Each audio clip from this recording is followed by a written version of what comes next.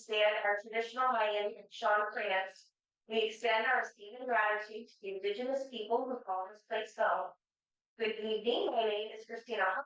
I'm the Executive Director here at the Harriet Beecher Stowe House, and I would like to welcome you to the Voices for Truth discussion series. Our sponsor for this particular series is School Outfitters, and we have an action-packed agenda tonight. We are once Harriet Beecher, and so there were some readings that you could have done. If you didn't do the readings, it's okay. I'll walk you through it. But I'd like to introduce our guests, hosts of the event. Dr. John Getz, retired Xavier, and Dr. Christine Anderson, also retired from Xavier. So, Xavier Braden, trust of 59. Great. And mind you that if you are speaking and you are here in the room, you should look at the owl, not the TV. So looking at the owl will make sure that your face is on the camera and they can see you. It's okay.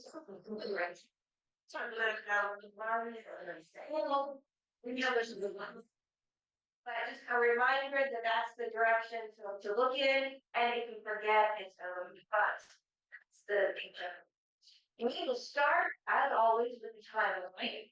And then there are some discussion questions. You should have received them, but we also have handouts of them. And we go for about 15 minutes more or less. If y'all starts talking too long, I start questioning. Give us attention. Hour, 15 minutes or so. And of course, there's questions all the way through. It's some right you are online.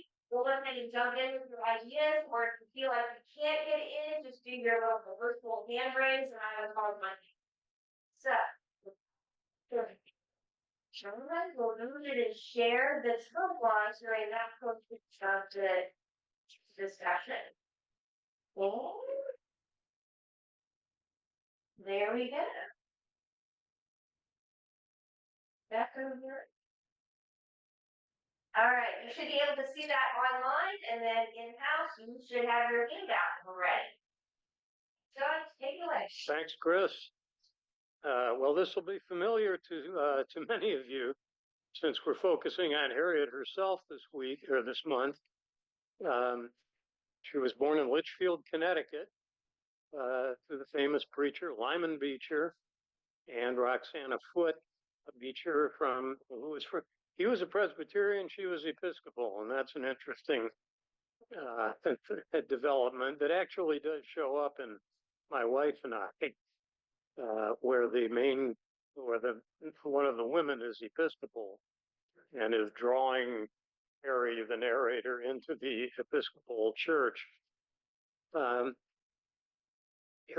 1824, Harriet moves to Hartford to attend her sister Catherine's Hartford Female Seminary. And that's what motivated Catherine and Harriet to move to Cincinnati with their father in 1832. They were adults. They could have stayed back and run their seminary in Hartford, but they wanted to do the same thing in Cincinnati to establish the Western Female Institute. Their theory was that women should be educated in the same way that men were. Same subjects, same kind of rigorous education, and not the frivolous training that they got in some schools. Well, that was a pretty radical idea for that time. 1841, skip ahead to that, Catherine publishes, this is Harriet's 10 years older sister, Catherine Beecher, publishes a treatise on domestic economy for the use of young ladies, and it's considered the first U.S. home economics textbook. And that was a continuing interest in Catherine throughout her life, and Harriet at times too. Harriet winds up moving with her family to Brunswick, Maine, where her husband was a professor at Lane, is now a professor at his alma mater, Bowdoin College, and that's where she starts writing Uncle Tom's Cabin. And while Catherine is living with her and taking care of the kids so she can write Uncle Tom's Cabin. 1851, she starts the serial publication. It's concluded in 52, and it is published that same year in book form. Huge big seller, blockbuster. 1854, and here we start to get the things that you've read for tonight. Harriet publishes an appeal to the women of the free states of America on the present crisis in our country in the Independent, which was a Christian publication at the time. She's opposing the Kansas-Nebraska Act, which Chris may want to talk about at some point. Our historian. Something that I didn't put on here that I could have was that Calvin retires in 1864, somewhat surprisingly to Harriet, I think. And so that means she's the sole support of the family at that point. So in 1864, he does that. And Harriet always wrote with an urgency to support the family, because Calvin never made much money, but he made even less after he retired. So, yeah, so that was kind of the burden, an added burden. And when you read some of these later writings by her, you may get that sense that she was in a hurry to write them and maybe thinking about getting paid by the word or the installment sometimes. So 1865, the next year after Calvin's retirement, last year of the Civil War, she publishes House and Home Papers and starts the next series called The Chimney Corner, which will appear this year and next, 1865, 66, in the Atlantic Monthly, which Harriet was one of a number of founders of the Atlantic we have today. When Harriet is where Harriet's identified as the author, although the narrator is this fictional mouthpiece for her, Christopher Crowfield. The December issue of the Atlantic includes Woman's Sphere, which you were invited to read for tonight. And that will be reprinted when the whole series is published as a book in 1868 and went through a couple editions after that. 1868, in December, Harriet begins 10 months of co-editing the magazine Hearth and Home, where she publishes The Woman Question, What Is and What Is Not the Woman Question. So she's obviously very interested in this topic at this point in her life. And she shows the influence of John Stuart Mill's The Subjection of Women, recently published in the United States, which had a big impact on her. I listed Elizabeth in 1868. I also listed Elizabeth Cady Stanton and Susan B. Anthony trying to recruit her and her sister, Isabella Beecher Hooker, to be editor and associate editor of their new publication. I think from what I've read since then, it seems like 1869 is maybe when that happened, when that meeting occurred between them. But whenever it was, it didn't work. Harriet and her sister did not want to become editors of the new publication or even president of the National Women's Suffrage Association, as Cady Stanton was getting a little worried she was considered too radical or too hot, that she might have been hurting the organization at that point. So there was even some talk of that. But Harriet declined completely, and Isabella only wrote one token article. The reason they gave was that they didn't like the title "The Revolution." Too radical, too upsetting. But there were other reasons too, I think, behind that. By 1869, or also in 1869, the September issue of the Atlantic publishes Harriet's expose, The True Story of Lady Byron's Life. accusing the late Lord Byron of incestuous infidelity with his half-sister Augusta Lee. By 1870, she expands the article into a book, Lady Byron Vindicated. Well, both the original essay and the book caused a furor. You can imagine a woman writing about something like this at this time in history. She got enormous flack from the male literary establishment, particularly. Some people disbelieved the charge, which generally was acknowledged to be true. In England, particularly, they knew who Byron was. And it had an impact on her that she was attacked so much for this. And she saw it as a woman's issue, that she was sticking up for Lady Byron and attacking the double standard. The guys get away with all sorts of things that women don't get away with. But it was not well received. In November, perhaps in response to all of this, she begins serial publication of My Wife and I, which will be completed in November 1871, next year, and published in book form then. It was in the Christian Union, which was just acquired by her brother, Henry Ward Beecher. And it became sort of a Beecher family operation. And she, for a while, was even sending him articles saying, publish this, but use your name, because she was so worried about the attacks that she got for what she had written about Lady Byron, not Lady Byron, but Lord Byron. So that kind of takes us to the books, I think, to the readings for tonight. And I will stop there and turn it over to Chris to ask a question that we didn't send you, but I think it's important as a starting point. So, it's interesting how we come from different disciplines, so we come at these questions somewhat differently. For me, what's especially important is the context of all of this.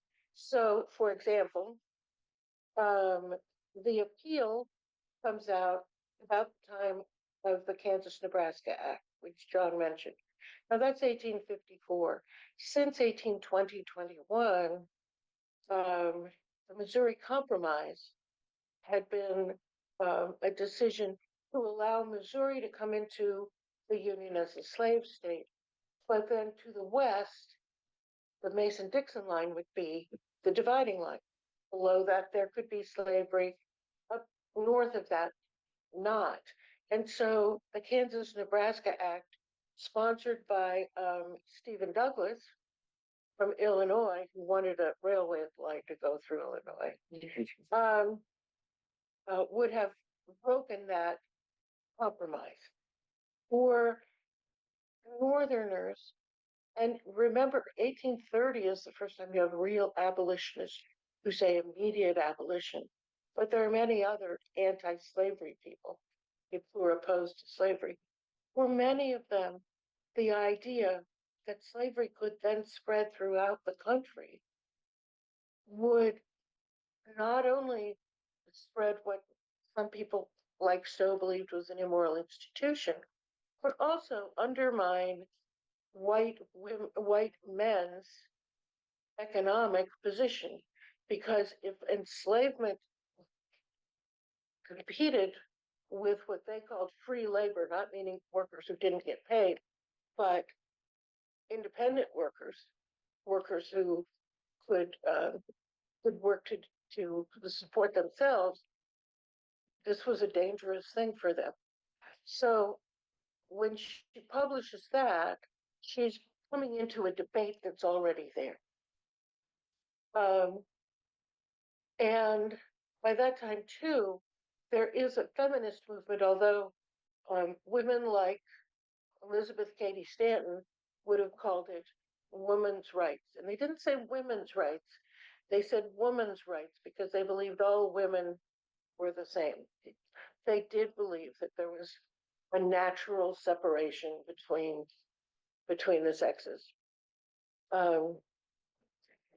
They, by the way, in their 1848, and by the way, Anthony was not at the Seneca Falls Women's Rights Convention in 1848, but would join the movement later. One of the things they said about that double standard was that they thought that men should live up to women's standards, not that women should adopt male concepts of freedom. Yeah. Yeah, so that's going on. And the you know the movement will split. This women's rights movement will split in the late 1860s with the 15th Amendment. 13th Amendment ends slavery. 14th Amendment attempts to lure the southern states to adopt enfranchisement of formerly enslaved men. And the 15th Amendment said that suffrage could not be denied on the basis of race, color, or previous condition of servitude. 14th and 15th Amendments also use the word male in the Constitution for the first time. For women like Stanton and Anthony, this was infuriating, and I'm not going to defend them, but I will put them in context. These were women who'd been involved in the abolitionist movement, who'd been involved in the Underground Railroad, who believed that they had supported enslaved people, who boycotted things made by enslaved people. So the idea, as Frederick Douglass said, remember, Frederick Douglass had been at the 1848 convention, but when he said this is the black man's hour, the 15th Amendment would give suffrage to formerly enslaved men, provided the white women's rights movement, and to some extent, black women. So when Stanton and Anthony invite the Beechers to be part of the revolution, they are part of the National Women's Suffrage Association. When they say revolution, trust them, they mean revolution. Maybe not radical by our standards, but they really were the kind of people who carried things to their extremes. And they opposed the 15th Amendment. They accepted money from racist apologists for racist policies. So they were also very elitist, very anti-immigrant. The things that Stanton says about immigrants is just very upsetting. Not what I think we would agree with. The other more moderate side, the American Women's Suffrage Association, also had a journal called A Woman's Journal, much less inflammatory. I never bothered Stanton and Anthony to be inflammatory. So that kind of sets up a context. There's a fight about race and enslavement and what does freedom mean for the formerly enslaved that's ongoing. And there's an ongoing debate about, they didn't use the word feminism, but women's rights. So I think these sources need to be kind of seen there. And Stowe, obviously, brilliant. She knows what context is. I'm not sure she always understands the women's rights before much. She does understand that. And I suggested to John sort of before the discussion, and I was out of town. I was sort of late to respond because I was going to a concert by a folk singer. You never outgrow your passions. And but I did suggest, what we call feminism has a number of steps. And I think it maybe helps to look at this to decide maybe what Joe thought feminism was or should be, and what we think And the context again is very different today, where we talk about sexuality, we talk about LGBTQ issues. You know, we talk about a number of we're debating uh, decisions about abortion and reproductive rights. So we're also part of a continuing, that debate didn't, that debate didn't end in the 1870s. So do we want to talk about this idea of how Stowe might have thought about women's rights? Does that matter to us? Or do we want to talk about what we think women's rights should be? I'd like to know more about her rights since she was supporting the family.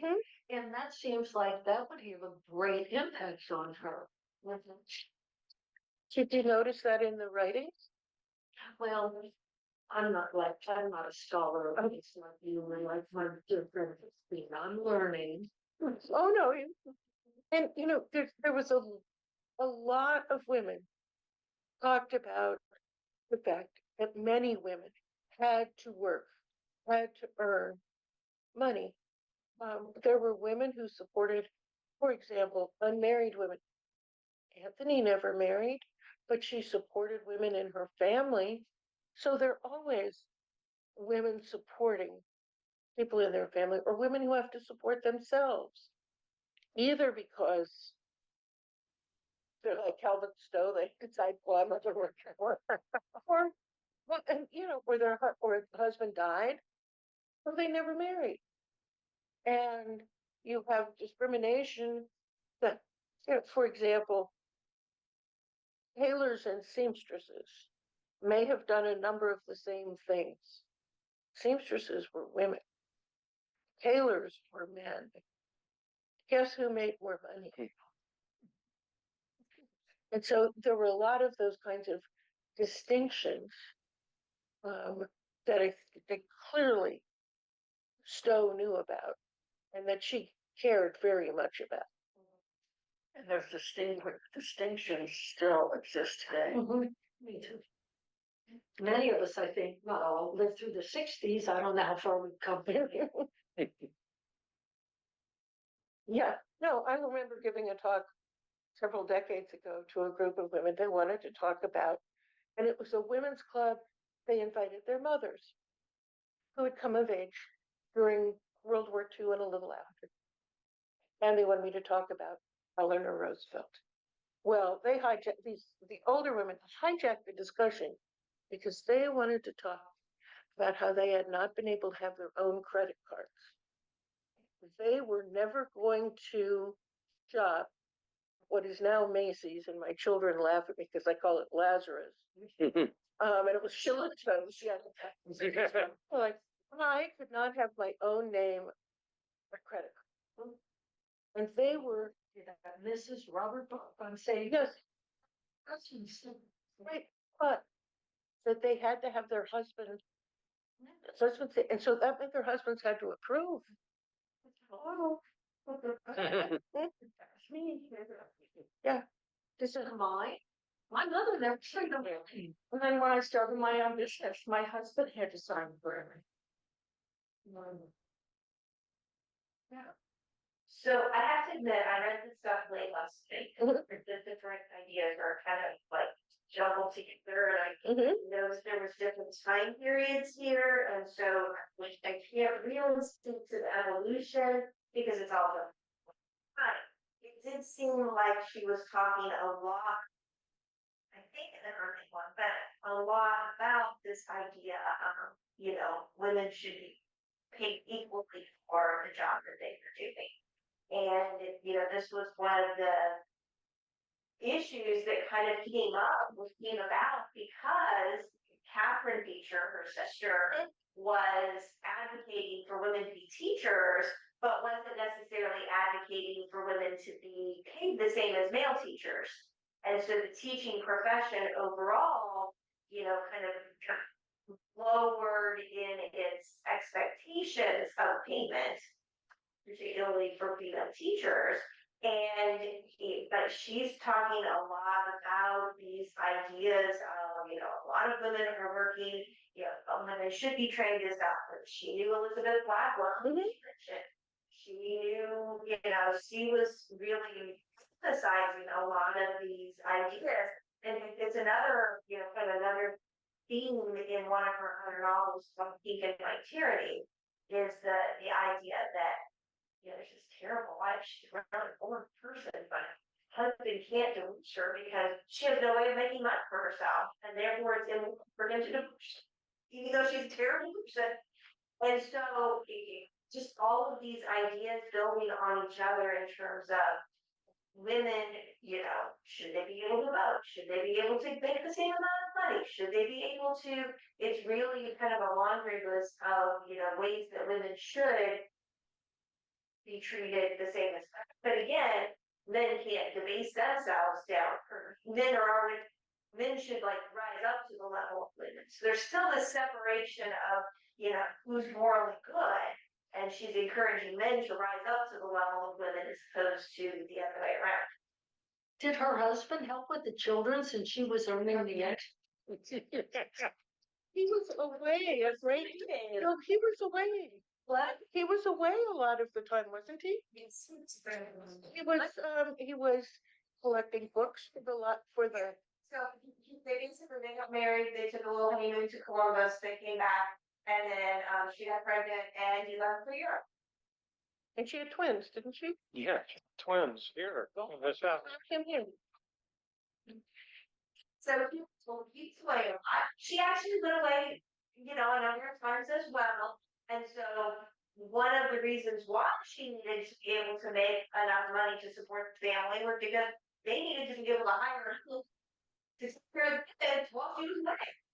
Right, right. And she had 7 kids. Yes. Yeah. And as a lifetime writer, besides, Right. look at that. Yeah. Yes. Right. So, and there's no, and it was very uncommon, I think, for men to take care of children. But there was, so you see it in the appeal, the first reading chronologically, the 1854. She makes certain assumptions about the differences between men and women, doesn't she? We need more of those. I did get those. That's okay. I have a copy of the appeal. No. It was try to story. Because I signed up as far as the religious community. Yeah. Because abandoning his family. He was a professor and he had a job to do for Lane Seminary. Right. And he wasn't a preacher, he was a teacher. Her family, her father and his brother. In that community, they would have been well known. So I didn't know how she was going to do what he was going to do as far as responsibilities to the family. Yeah. Well, but he was being responsible for the family because he was going out and doing his job for Lane Seminary. This is still the time of, have you heard of, and she talks about separate spheres here, woman's sphere. Right. Right? That's a doctrine that you begin to see developed by the 1830s, where men and women are so different, it seems like they live on different planets. Because women, if you read publications, women have 4 cardinal virtues. They are, can't remember them all. There's so many. Just 4. They were domestic, right? They were pious, right? They were pure. That meant they had no sexual feelings whatsoever. And that's ladies are like that. And they were submissive. Notice there's a little contradiction here within this thing. Men actually had very different values. Men were competitive, right? They were in the business world. They weren't domestic. They were public. You know, we talk about the public sphere, the private sphere. So he's out in public. What most people worried about was not men were out in public.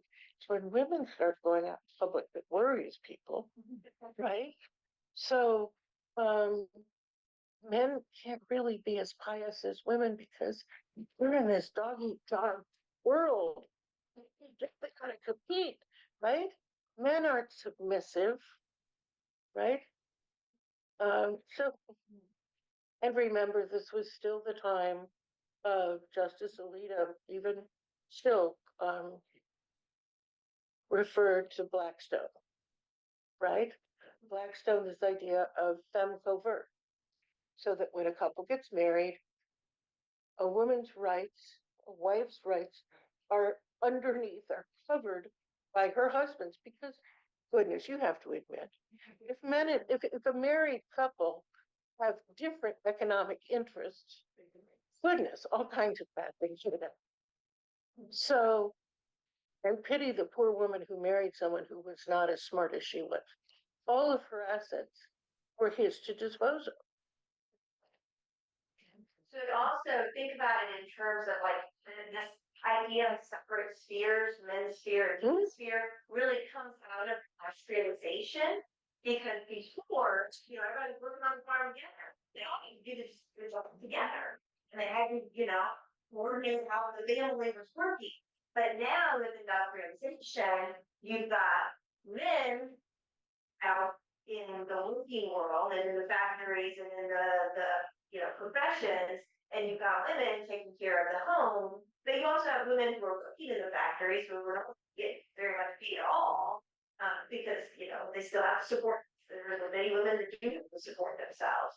This is really kind of where this idea of separate spheres takes off even in a bigger way, because you have different places that they all work during the day. They're not working together during the day. You went on farm. Of course, we didn't see a woman's input on the definition of those spheres. That's a whole big thought. That comes from, Actually, a lot of women who believed in that. sure. Bodie's Ladies book was published by Sarah Josepha Hale. She was out and proselytizes for this, because look, if you listen to those values, right? And there are still people who believe that women are better at taking care of children, right? We are more nurturing. Do I hear that? Yeah, I hear that, right? Well, there's also a way too, and I once had a student who was convinced that I was saying separate spheres were a good thing, which I was not. But he was very offended because it was clear to him that in that division, women were morally superior to men. What do you want to be? The pious, pure, nurturing person, or the competitive dog eat dog? And so there are women who, now, there were other women who didn't agree, and there certainly were a lot of men who promulgated that, but it wasn't a clear-cut division of men and women. Well, what does she think in the appeal? Can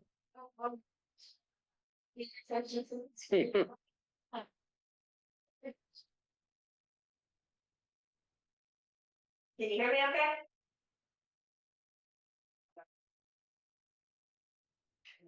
Oh, snap. What would she have for us for so? No?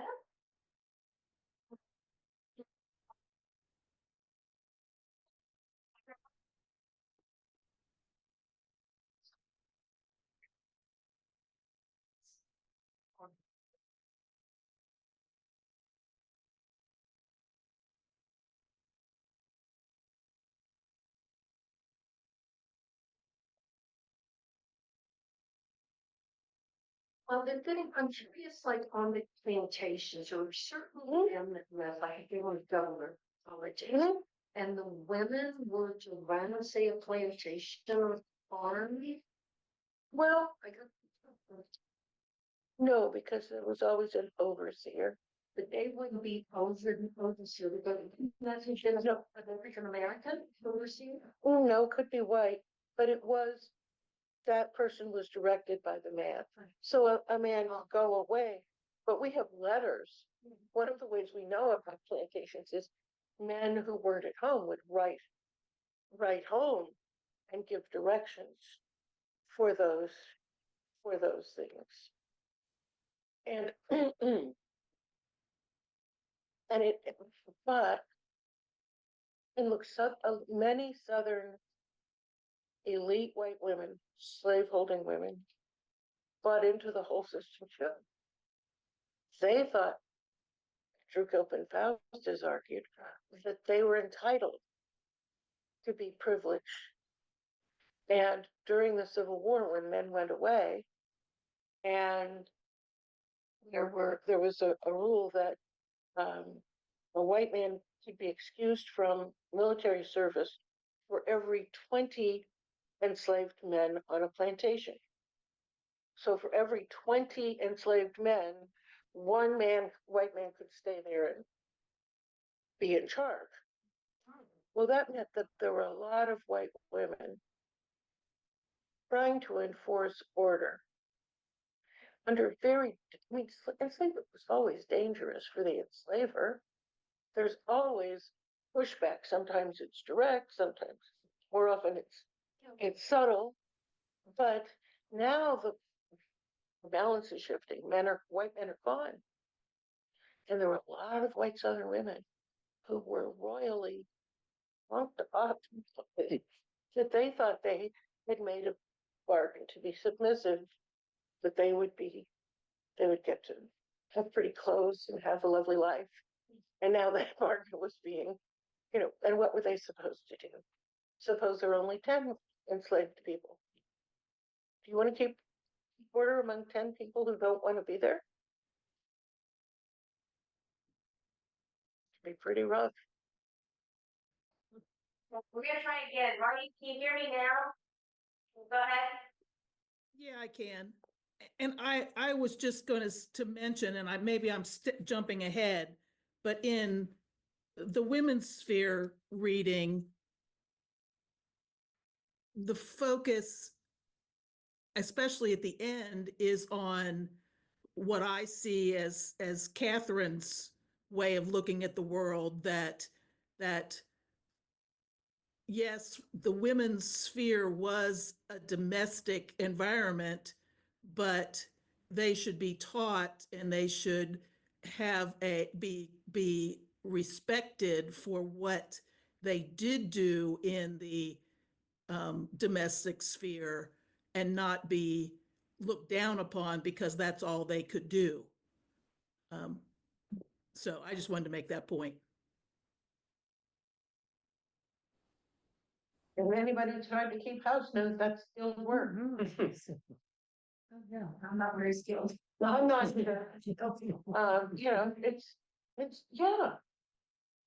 And so this idea that women's domestic skills were indeed important, including supervising domestic servants, and knowing, when you read the domestic books that Catherine and Harriet wrote, goodness, you had to be able to cook from scratch.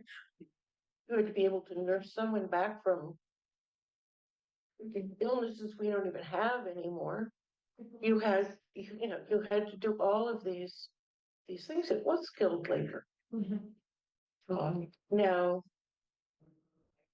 Susan B. Anthony saw it a little differently, but she was upset that women's intellectual education was interrupted by domestic concerns. That a young girl who was reading philosophy was told she had to go to the kitchen and make pudding. But making pudding is not easy. Catherine would say, I think.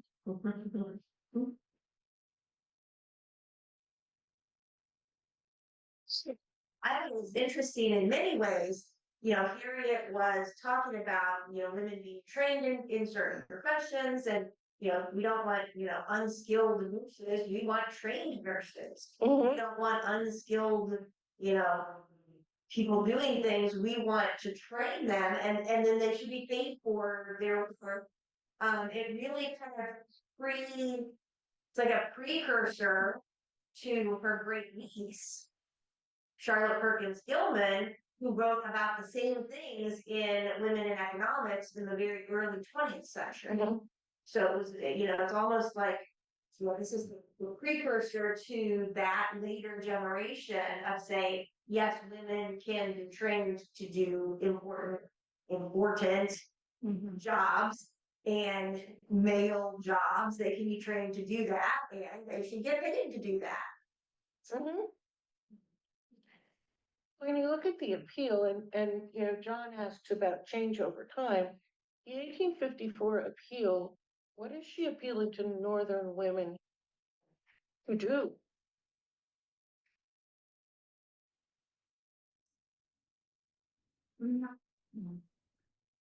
What's the issue that's really involved here? Slavery. Yeah. What is you mean what's included in the present crisis in our country? Yeah. Right. Yes. What did they do with it? The appeal was that they were supposed to tell their husbands and sons to vote to get rid of slavery. Because, and here she's very much in line with the whole women's rights movement, because women knew that they didn't want their children to be raised enslaved. I think she even says, someplace, doesn't she, that a mother might prefer to to have her child die than to be enslaved. And Margaret Garner would be what, 3 years later. And we think that's what she did, right? So she's saying women have these feelings for their family, and therefore white women should empathize with enslaved women, knowing that the enslaved family doesn't really exist. And there were women who talked about it, the Grimke's talked about it, she doesn't talk about it. But underneath this is the notion that enslaved women are the sexual property of their owners as well. Right? So they've got this breaks up enslaved families. So she thinks women should empathize, right? And so this is a separate spheres argument, I think. And then they convince their husbands they don't need the vote. I always think, have you seen this musical Hamilton? Oh my gosh. Well, think about King George's song where he talks about the colonists being his faithful subjects. The revolution is really about people not being subjects, but being citizens. But women would remain subjects. That means you can petition, you can ask, you can pray. She says, pray. You can try to convince your husband, but you can't, you don't vote, and you don't go in public to do that. You are a citizen. Her statement about a mother would probably rather see her child die than become a slave, I think is especially important, knowing that Harriet's sixth child died of cholera and put her into such a spin that it became her impetus in part to write Uncle Tom's Cabin. And anyone who knew anything about Harriet would have known it. Because by then she was a very well-known author, and making the statements that she makes in her appeal become more credible and more urgent, I think, because they know it's coming from Harriet. Mhm. And she lets more than white parents who often have lost children empathize with enslaved women who don't want to lose their children. Yes. Yes. Yeah. So I apologize, but I'd like to ask if there are questions, I'm trying to keep up. This, but because the question was about, does your role of women in society evolve? My, are we suggesting that the separate spheres concept is somehow be supportive of feminist ideas? No, I only ask because in that exact same paragraph when they talk about rather, child died and being enslaved, is the type of sentence that this lecture go on Eleanor Roosevelt's writing really irritates me when she says, I do not believe there's a husband who would think it right that his wife should be considered by law the property of another man and not his own. Yeah. So that's where I'm struggling if we're saying that the Colombians, moral high ground and such, and or etc. are supportive of feminism. It's just maybe it's the definition of feminism would have been struck. Well, there are so many definitions of feminism. You probably know lots of people who have different definitions of feminism or women's rights or what independence means for women. I remember having a friend who did not want, we were explaining we didn't have children, but she did not want the Equal Rights Amendment. She said, I said, but then your sons could be drafted for smoking tires. And she said, well, if I could at least save my daughters, I would rather do that. There's not one size, even today, there's not one size feminism, I don't think. There certainly were women who would have disagreed entirely with this idea that Harriet seems to endorse, at least in the 1850s, that women are the property of their husbands. And this is a period of time, do I have the time frame right? Didn't the women get the right to vote in England 100 years before we did? Well, ours was 1921, and I had heard, I was going to Google probably, you could Google it and see, but I had heard one time, so these women are not even concerned with voting as opposed to. They wanted to be able to vote. I mean, that's what Seneca Falls was the first time when people said they really want to be able to vote. It didn't happen for 70 years. It was 70 years later in 1920 that the 19th Amendment was granted. Now in England, I think it was right around the same time, but you had to be 30 years old at first. And women over 30 were the first women who could vote in England.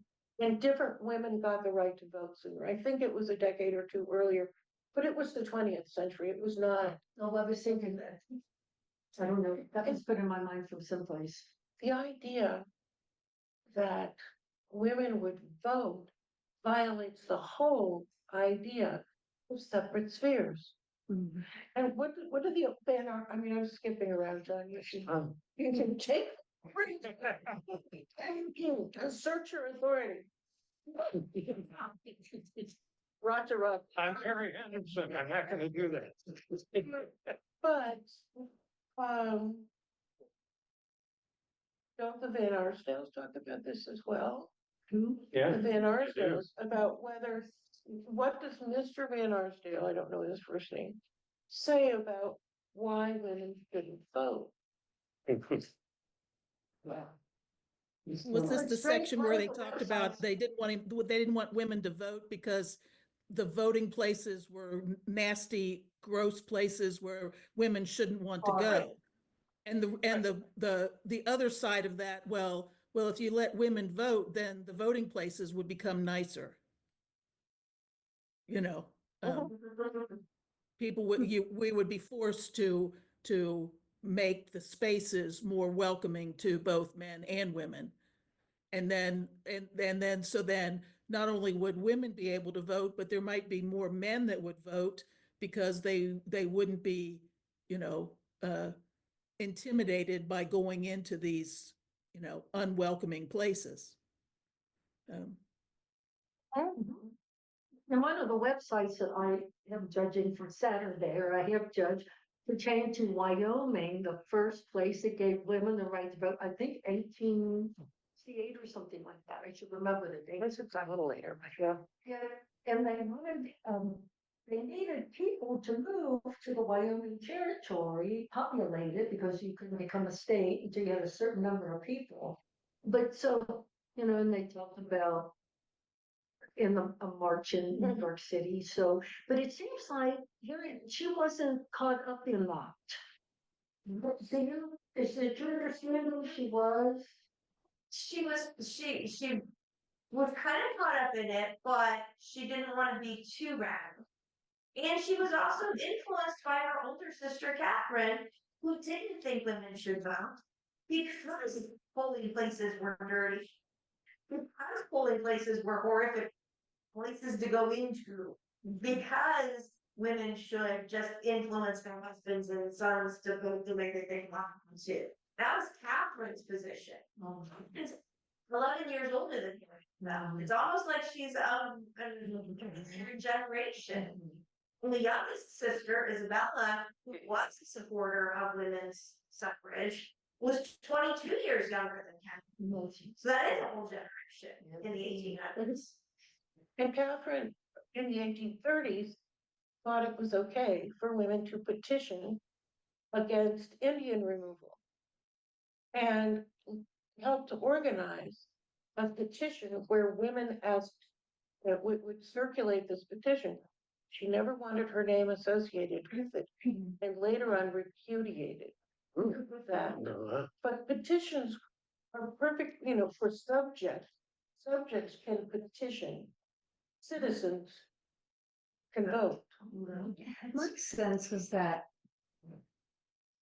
Harriet was, of course, a highly intelligent woman who came from a highly intelligent family, and she was encouraged within her immediate family to be as educated as a woman could possibly be in that day and age. So she already had a high level of intellect and critical thinking that was not discouraged in the privacy of her immediate family. And then just my visceral feeling, though, is that as the years went on, just like we all do, we grow in our understanding of our own capability. She achieved some early successes in writing, continued to receive encouragement from her brother and different people. But you were talking about, you know, but yet she never was able to take that leap and just join the revolution. And I'm thinking even in my own life, even now and today, she was counterbalancing her intellect, her self-sufficiency, and all those things but I'm a theology professor's wife, the daughter of a renowned president of a Bible college. You know, we all think, even in this day, how much noise do we want to make? Even now in talking about, you know, politics on social media or whatever, you know, do you want to be that, you know, how much noise do we want to make and potentially bring some negativity to the family name? So that's my feeling, is that she was always struggling with that tension versus, you know, if you think about that, even now. I mean, it doesn't mean that we're necessarily weak women or weak men, but you have to be careful Mhm. You have to be careful. Now more than ever. Yes, yes, let's slide it away. Yeah. And I think, Do you Chris, I s- think you said something about this, but both Catherine and Harriet um, contradict themselves all the time. So you can tell that they're they believe one thing, but they're drawn to not be too outspoken about it, or that's the way I look at it, but maybe it's that they couldn't make up their mind. For example, Catherine, she was so focused on, women should be in the domestic sphere, yet she believed that she was instrumental in women being able to be teachers, um, which is definitely not in the domestic sphere, um, at least until they married. Um, she said that women should be in the domestic sphere, but she never married. She didn't have a domestic sphere. She she bounced from one brother and sister to another. She never had her own home. She was out in the public, you know, pushing for women's education. Um, so so she was not sure. It seems like she wasn't really sure how to manage when she didn't fit into the category that she thought women should fit into. Mhm. Mhm. So, can I ask a question about my wife? Mhm. I have visited 20 books that I have not. I am one of the So- few living people who has probably read that book. So, I so did it's- put, which is so much dice. Because the one character who like forced the guys to take the subscription to her magazine. yeah, audacious danger eyes. Was reading that character and I was like, oh, that's Victoria Woodhull. But then when you look at the timeline, it's like 3 years before the Henry Ward Beecher scandal. So I'm like, could that have been? Yeah, Or, yes.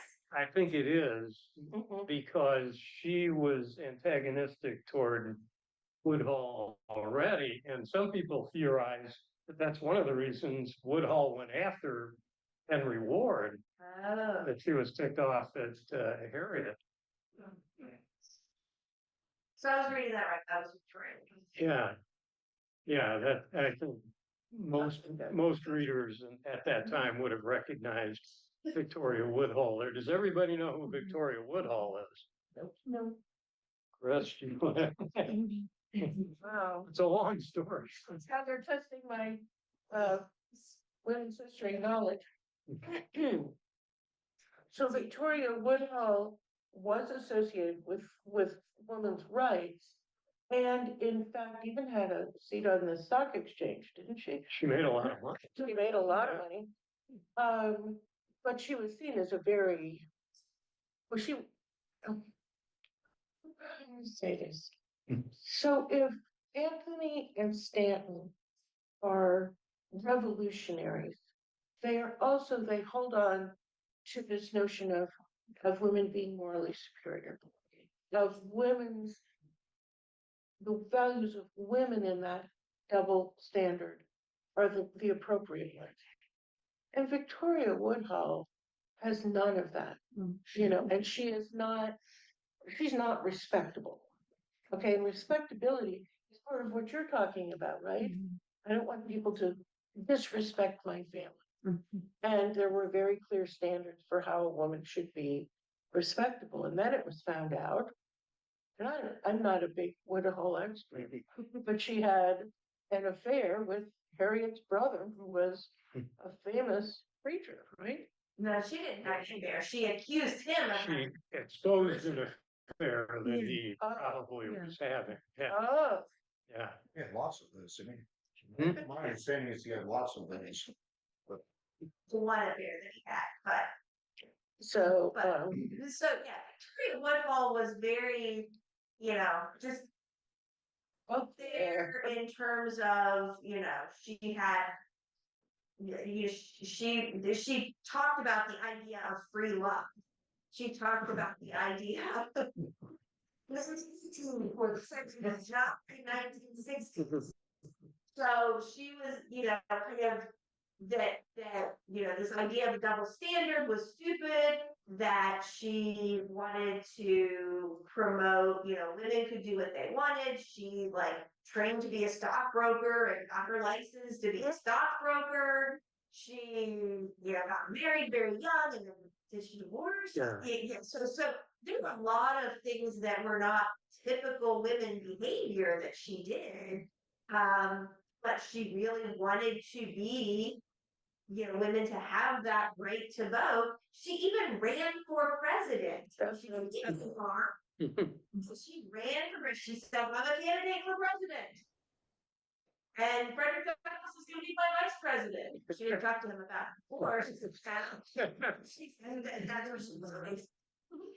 And so, but yeah, she had this feud with the Beecher family. And so she exposed Henry Ward Beecher for his affair with a parishioner because, he was condemning her for free love, but look what he was doing over here. And so this was what caused a rift in the family because, all the siblings except one, supported Henry Ward. He was one of their, guys.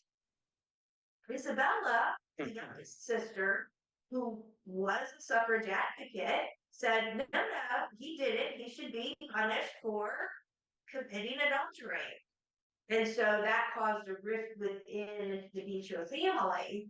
And, I like to think of Harriet as, she sided with Henry Ward. Why? I think it was because that was her favorite brother. He was her younger brother, just a year or so younger. Yeah, 2 years younger. And you have big families. You have like these little sibling cliques where you hang out. Yeah, and plus, she was 5 when their mother died. He was, These little sibling cliques of the people that you're closest in age to, because that's who you played with as a child. And so I think because of her little sibling clique with Henry Ward, she never she was always supportive of him. What was the punishment? Oh, he didn't get convicted of it. No, I mean, but what? Oh, I don't know what was the punishment for adultery. It's a grounds for divorce, but I don't know what the punishment For the man or the woman? death is. Patient times he was down and so let's create the situation by getting in this big brouhaha. Could it have just quietly died out? Well, Victoria Woodhull is who made it a big group. Yeah, So. did he lose his role in the church? I don't think no, so. he was tried and then acquitted and they didn't find him guilty. So he got away with it. She Yeah. doesn't sound like an awful person to me. It sounds like she was doing what she really believed was the right thing, and she Yeah. it sounds to me like she had integrity. I don't know.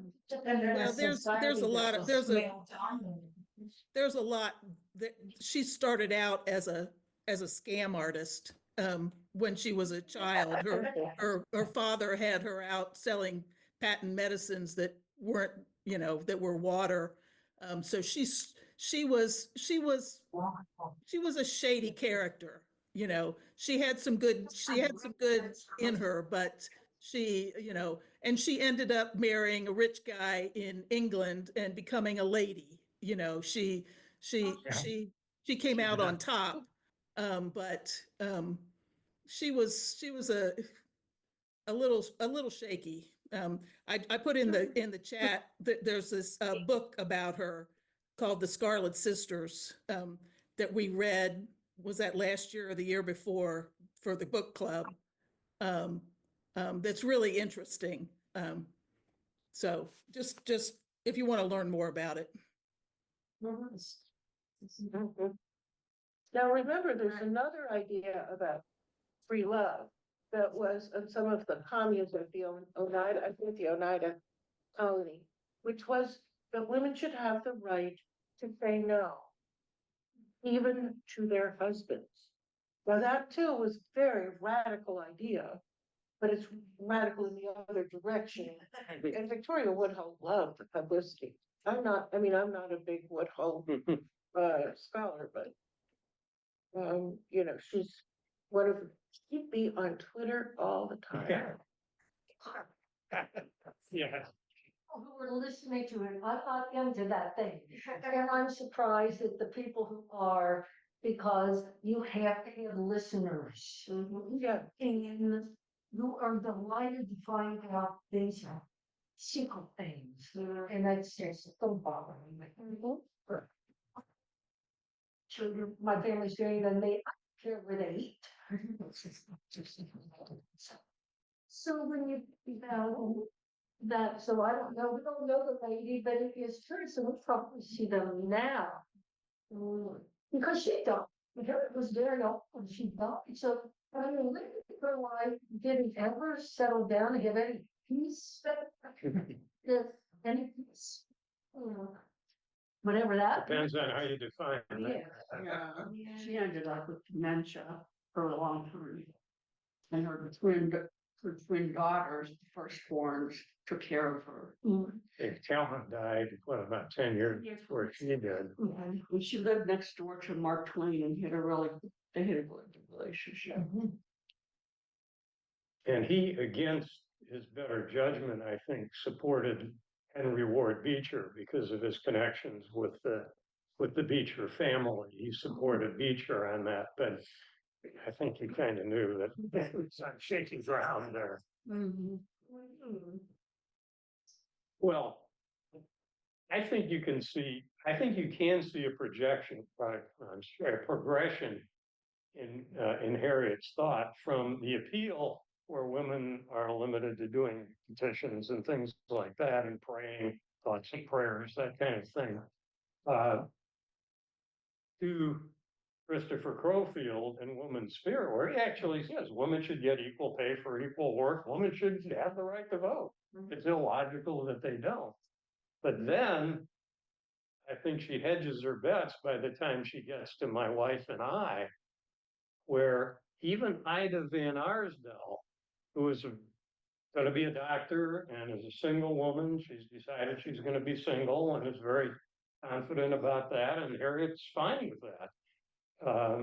She's cool and strong and smart and all those things, but she says, well, maybe I'm not upset that women aren't pushing really hard for the right to vote, which actually some of them are, but because I think we need to wait until there's a more educated group of women, a more cultured group of women who can vote intelligently, which of course is a horrible argument. I mean, it's like the same argument that Black people shouldn't have been allowed to vote, or they had to sort of earn the right to vote. What about all these dumb guys who are voting? No, he's testing these dumb white guys who are going to the polls. Well, yeah, and it always reminds me of people who say, we need to educate African women because that we know that and it's true, their children are much better off, their children are more likely to be healthy and educated and live. The problem is, no one argues that men should be educated for that reason. I mean, shouldn't women be educated just because they're human beings? So, yeah, no. What do some of the rest of you think about that? I don't want to be Victoria Woodhull or. Yeah, I know you don't like that. I think there's some undercurrents here. Not only are they not questioning white men as voters, but it seems to me there's a kind of elitism and privilege here too. I mean, Well, if you're gonna wait for educated white women, what about immigrant women? What about those poor seamstresses? And you know, to be a seamstress, I've looked at orphanage records. And there were all these women in the 1870s who were widows or their husbands left them. There's one scholar who argues husbands absconded after we had intercontinental railroads, if they could just literally split through the boat. But these women who had children in Cincinnati, and they didn't want to leave them in congregate care, and they would try to rent a room and become seamstresses and support their children. And they almost never could. It was just tragic. What about them? Do they get to vote? They don't intend to get an education. I don't remember which, if it was my wife and I, or if it was the earlier work, but at some point there's a discussion about, I think it's Mrs. Van Arsdale trying to make this point about what about the lower class? And should they vote? And I think, you know, he's pushing, oh, that's a crazy thing. And she pretty much says, well, look, yes, they're women and they should vote. And it would be a good thing. We can make voting a feast. We can make it a feast for women.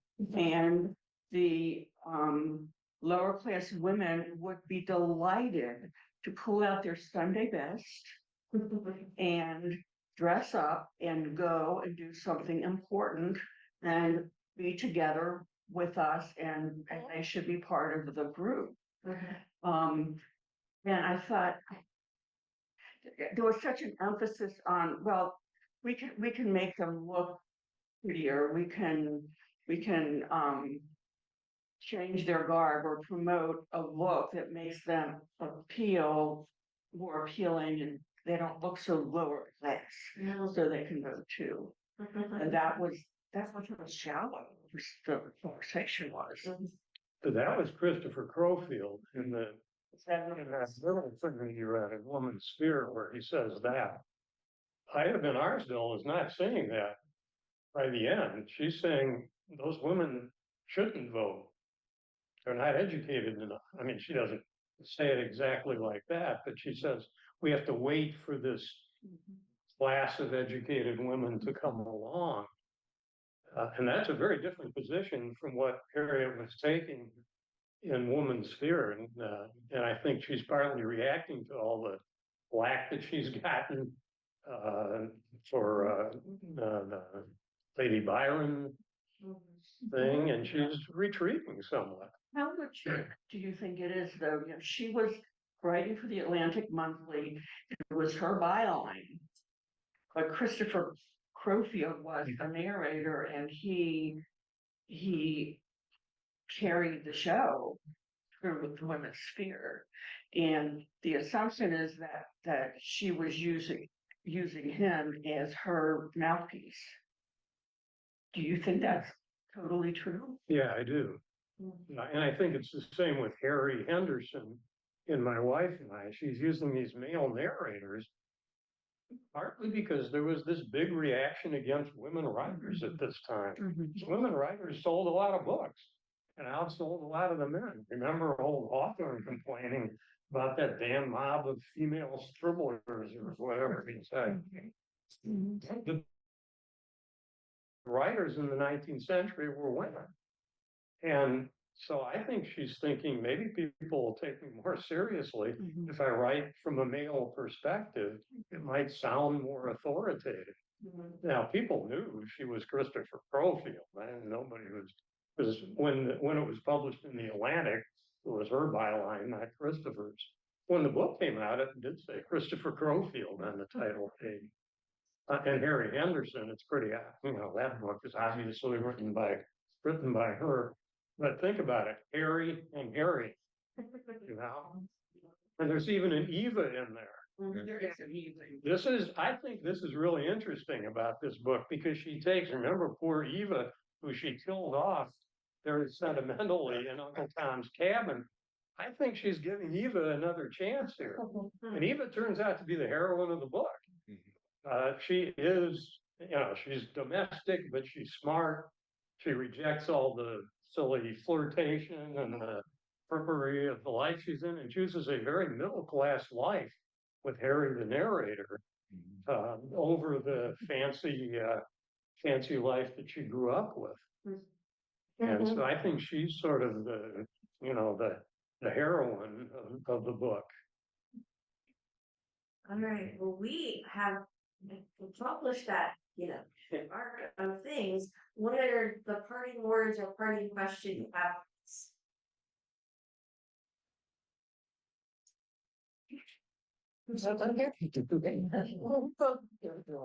I like this. How much has changed?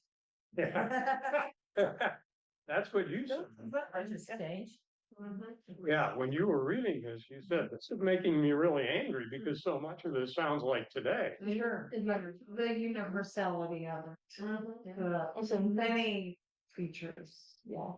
Absolutely, I think we've come a good way in society, understanding that women are capable of all the things that men are capable of. I mean, except for maybe biological differences. I think we've come a long way, but then, you were talking about how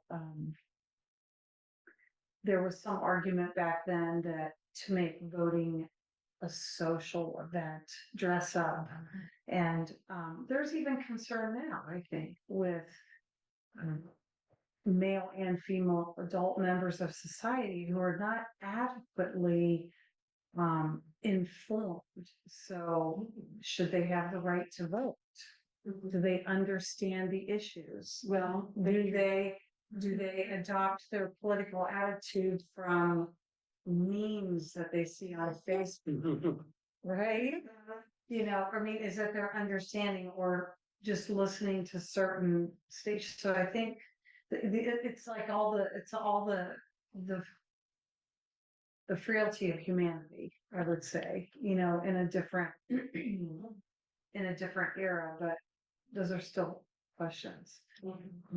Are the fears the same? I remember working at the polls and there was one man that brought his two brothers who had disabilities, significant. They couldn't vote for themselves, but they voted. And so I just every time they come, but so what are the fears? Because I think, and I've never been a radical crazy person, maybe some people might think so, but just recently as a faculty member of the UC Law School, or who spoke there, have we come since the 60s, and are we leaving the world a better place? This idea, smiling, and I did give him mine, he said, no. So how do we get to wherever it is we need to be? So there's still people who are less educated and maybe grew up in poverty, whose parents did not vote. There is a fear of voting because they don't feel like they know, and there's a lack of knowledge of the issues and the candidates, and accept what you see on TV and commercials, and then you look at the ballot and there's like all these judges, and it's like, what the heck? It's even intimidating to see what the judges do. That's just it. I believe you're ready to go. What? I leave it go. It's we have to do that. Even those who, it's like, Sure. you read a little blurb that the League of Women Voters puts out, and that's not really a whole lot to base it on. So I think, and I don't know, I think in other countries, people are more, I think, tend to be more um, um, knowledgeable or more attuned, informed or more in tune to the political landscape. I mean, I can't make that as a blanket statement, but just having lived in another country during a time of elections, it was a really interesting time that, you know, just people talked about it everywhere, and it was all classes of people that talked about it. Of course, it was a national election. I mean, local things might be a little different, or maybe that, I don't know, but there's something in this country, I think, that's there's a whole group of people that pay no attention to elections. And one of the saddest things is that I was talking to a woman who I know, but not, I mean, or not a close friend. And she said, well, all politicians lie. Well, that kind of cynicism is not going to make us better. I'm pretty sure. I don't know a lot, but I hear that and read that all the time, Yeah. both sides. yeah. And there probably is some truth in it, but then I say that that's time for a new day. And I Like, it's time for a new day. And Let's at get least some the fresh League of Women, leadership. at least the League of Women Voters, I mean, no, they're not gonna lie to me, I'm pretty sure. You do know that they are the organization continuing the National American Women's Suffrage. Yeah. And you're speaking of women's suffrage, and meanwhile, we've got the SAVE Act sitting in Congress right now, which is designed to take away the vote from women. And if you recall, you know, what the heck, I'm gonna get political here. When Trump was campaigning, he said, women, don't worry, we'll take care of you. You will never have to vote again.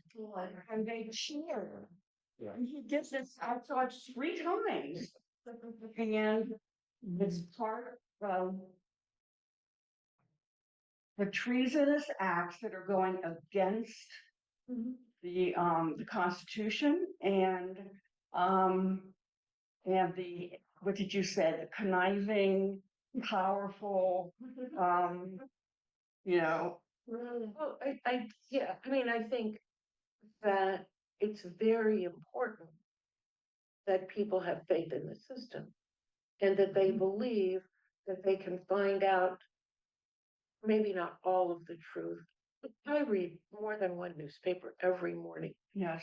And boy, if you think that I understand all these issues, but I'm gonna, but now, I'm retired. I'm fine, I can do this, but we really, you know, I was thinking, you were saying, there are some people who don't feel they can vote. When I think about Susan B. Anthony in, I think it's 1877, it's been a while. Oh, after all of these, but closer to the last one. She decided that the word citizen in the Constitution, that citizens could vote, and she was a citizen even though she was a woman. So she went and voted. And so did a number of women in that year, and she was arrested. The police came to her house. She insisted that they put handcuffs on her. She wasn't afraid that she didn't know what to do by going. She was gonna go out and do it. And so those women had faith, not just that they could discover the best thing to do, but that voting really mattered. Well, and then I know we're out of time, but then what concerns me, at least with this last election, there's been a lot of discussion around young white men, like in their early 20s, who feel left out. I mean, it's like, not that women are, you know, we know women are not treated on an equal basis, but what's going on with this younger male generation where they feel like they're being left out of everything. And that to me is frightening too, that we can't, you know, try to correct one thing and then create another problem in the process. It's strange as far as issues. If you will recall, some issues are intentionally confusing for people. Like yes means no and no means yes. I mean, and so if you see, no matter how educated you are, and you look ahead, you get in there and you see this long issue, and I can see how that would be very overwhelming. And I think there was a lawsuit pertaining to ads for politicians. This is a while ago, not recently, but I think I might be mistaken, but and I don't know if I went to the Supreme Court, whatever, but that the public will figure out whether or not it's a lie. With all this, like a shotgun effect. So we can figure it out. How in the heck, it's just virtually, even if you want to, it is very hard. And I think it's a time when people really just throw up their hands and with the younger generation. I have 9 grandsons. One's a great grandson. I read something, a cover on Newsweek, maybe over a decade ago, boys being left behind. And nobody should be left behind, but more women are in college. I think just recently Well, that's true. population, more are in graduate schools, professional schools.